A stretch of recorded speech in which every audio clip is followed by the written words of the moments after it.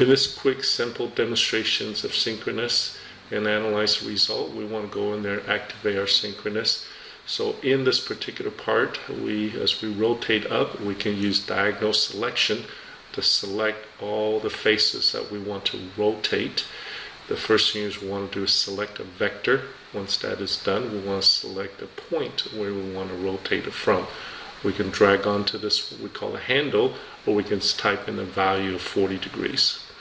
Once that is done, we see that it's getting to bypassing all the previous feature design. Now, the center line has not been updated. I just need to grab that center line, drag into the latest so that it gets updated. And then I notice my PMI dimension is not displayed properly. I double click on it. I want to define a planar face. I want this to be, I want to specify a plane. So this will not be part of a certification, the PMI information. So now we have the 85 degrees.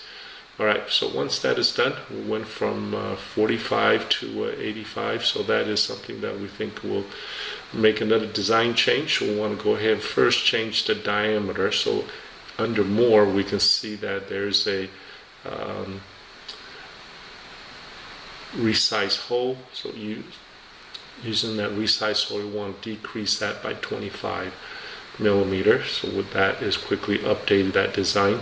The next thing we want to do is we want to Radial Dimension, which that will control the cylindrical face of that. Also decrease that by 25 millimeters.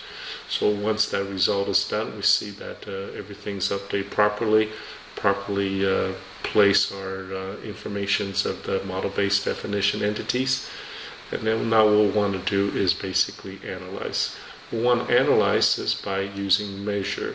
So using an object is something that we want to do. We have all these different options that we can select as part of our selecting, but we just hover over it, we see this, what's called a progressive selection. We want to go to the solid, and then in the volume, we see that is something that we could capture that information. That is the result that we're after as we zoom in.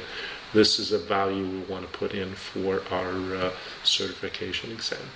So this type of quick and easy demonstration will help you in your exam.